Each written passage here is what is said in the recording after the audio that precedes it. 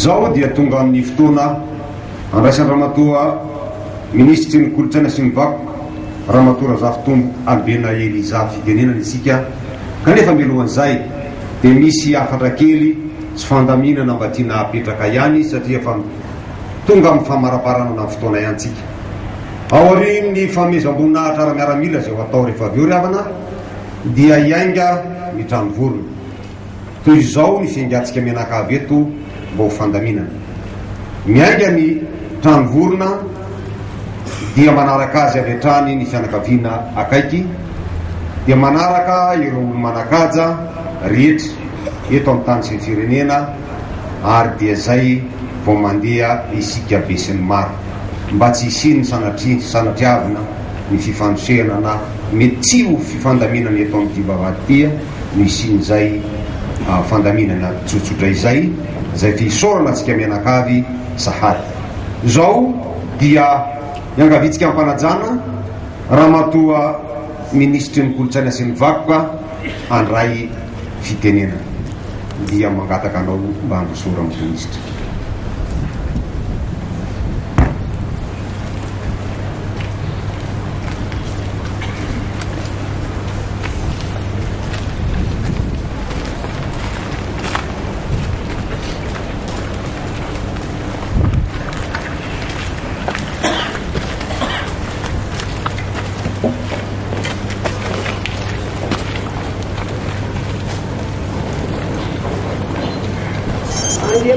Ministra isany na manao gouvernemanta ny firaisankina firenena ny tetezamita.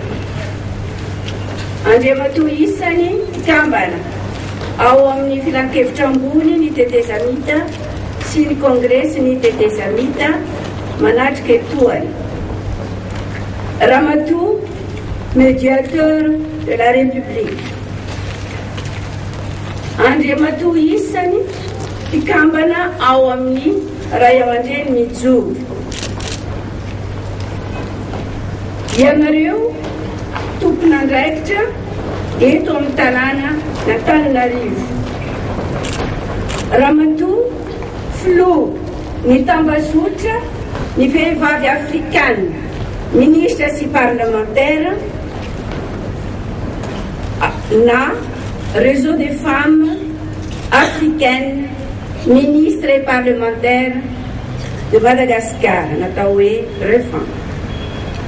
Ianareo olo manan-kaja civil sy miaramila manatrika etoany. Ianareo mpikambana rehetra amin'ny antoko politika sy fikambanana maro samihafa ary mpitolona taminy. Ianareo mpanao gazety, ianareo miaramila tonga manome voninahitra farany izao lanonana eto amin'ny ministera ny kolotsaina sy ny vakoka zao. Ianareo mpiara-miasa rehetra ato amin'ny ministera, tompolahy sy tompovavy, fahotra ny lela, mangovotra ny lohalika, manolona antsika vory marobe satria tsy kabary no atao fa lahateny amin'ny fahoriana. Tafahoana eto isika amin'izao andro madiva mihilana izao satria entany ny fihavana, lay kolotsaina lalaintsika sady mampiavaka antsika malagasy raha teo. Koa mankasitraka indrindra tompo amin'ny fiaraha midodododo amin'ny ministeran'ny kolotsaina sy ny vakoka iray manontolo zay namoy ray aman-dreny sady olomanga pirenena. Mialohan'ny anaterana ny razana any amin'ny toerana sahaza azy dia tianay ny mankasitraka anareo fianakaviana nanaiky ny ampandalovana zany ray aman-dreny iongonana zany eto amin'ny ministera. Isaorana ihany koa ny fitondram-panjakana tamin'ny filoha tariny filoha fahefanavy ny tetezamita Andriamatoa Andry Nirina Rajoelina sy ny gouvernemanta ny firaisam-pirenena tariny Prime Ministre ny Général Camille Vital izay nanaiky ny anaovana izao lanonam-panomezam-boninahitra farany amin'ity toerana ity. Fa iza moa ny Ramatoa Gisèle Marie Aimée Rabesahary teraka tamin'ny 7 Mai 1987 teto Antananarivo. Zanaky Bernard Rabesahary sy Gabrielle Ramanampamonjy nianatra tao amin'ny sekoly Boulette tany Tunisie sy Kati tany Mali ary tao amin'ny lycée Rabé Arfi. Vao 20 taona monja izy tamin'ny taona 1770 dia niditra sehatra politika ary nanao ny asan'ny sekretera tamin'ireo avocat nampisolo vafa ireo mpitolona tamin'ny 1770.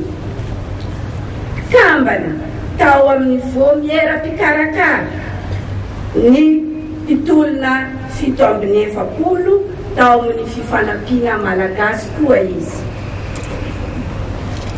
Zany asa izany no namolavola azy ka nanaovany ny asa fanavoana gazety sy namoronany ny imongo vaovao tamin'ny taona 1970. Avy eo dia nanangana ny antoko politique UPM, Union du Peuple Malgache, taona 1970.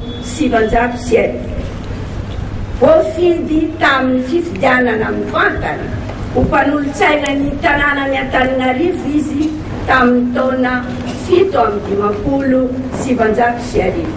Ka izy no vehivavy malagasy voalohany tamin'izany. Panorona sy sekretera general ary mpanolontsaina politika tao amin'ny atompo ny kongresy ny fahaleovantenan'ny Madagasikara na AKF tamin'ny taona 1970 ary mpikambana tao amin'ny syndicat FISEMA sy filoam-boninahitra ny FISEMA reny. Fikambanana vehivavy no nahafantarana azy manokana dia ny fivondrona ny vehivavy ho an'ny fitoviana sy fampandrosoana na FVFF sy fivondrona ny vehivavy révolutionnaire ao amin'ny AKF.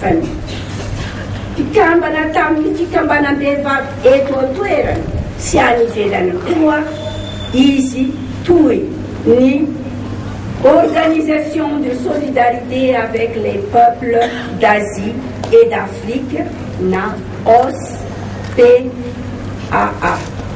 ni Fédération démocratique internationale des femmes na FDIF, ni Réseau des femmes africaines ministres et parlementaires na REFAMP eto Madagascar, sady panorona tamin'ny taona 1970. Mpanahy asa soa koa izy Gisèle Rabesahary ary voafidy ho filohan'ny filankevim-pitantanana ny centre de soins et de santé à Varadoa sy filoham-boninahitra ny fikambana fifakatiavana Madagasikara Cuba. Panoratra koa izy ary singanina amin'izany ny sangan'asa hoe que vienne la liberté na ho tonga ny fahafara izay nivoaka tamin'ny taona 2010. reto avy ny andraikitra noraisiny teo amin'ny fitantanana ny raharaham-pirenena. Solombavam-bahoaka voafidy teto amin'ny faritanin'ny Antananarivo tamin'ny taona 7,730 ka hatramin'ny taona 20,730 tao amin'ny Assemblée nationale populaire tamin'ny fotoana ny République démocratique Madagasikara notariny filoha Didier Ignace Ratsiraka. Ministra ny kolontsaina sy ny zavakanto révolutionnaire ny taona 7,730 tao amin'ny gouvernemanta notariny Colonel Désiré Rakotoarjon. Nitana izany andraikitra izany izy hatramin'ny taona 1,730. Voatendry l'olona ary voafidy ho filohalefitra ny anterimeran-dolona ny taona 1,000 tamin'ny Repoblika fahatelo. Tianay asoravina etoana ny zavabita tamin'ny fotoana nahaministra azy. Fanotana boky maro anisan'izany ny tantaran'ny Andriana teto Imerina nataony Révérend Père Calais, tantaran'ny tolom-panafana 47 tany amin'ny faritra Antsimo Antsinanana, Moramanga, Antsiranana sy ny sisa. Fanoratana ny taratasy fanaovana ny asam-panjakana amin'ny teny ndrazatsika ho fanomeza hasina ny teny malagasy. Fanatotosana ny horonan-tsary mihetsika ilo tsy very. Fanorenana ny tranom-bokim-pirenena notokanana tamin'ny 7 Janoary 2020. Tranobe ny kolontsaina ao Mahajanga. Fanarenana ny lampanandafy avaratra. Fameloma maso ireo vohitra mitahiry ny kolontsaina sy ny tantara amin'ny faritra eto Madagasikara, Ambositra, Tomponanarana, Tsinjoarivo, Ilafy, Antsongona sy ny sisa sy ny sisa. Maro ny firenena any ivelany nanome mari-boninahitra azy toy ny URSS, Vietnam sy Allemagne ary Cuba. Noho ny fitandroany ny fandriam-pahalemana teto an-toerana sy tany ivelany dia natolotra azy koa ny médaille d'or de la paix Joliot-Curie du Conseil mondial de la paix.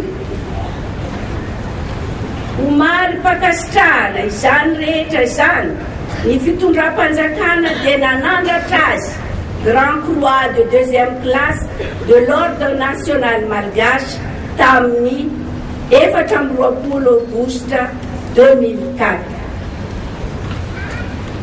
Ramatoa Gisèle Rabesahala, Mandry Ampiadana.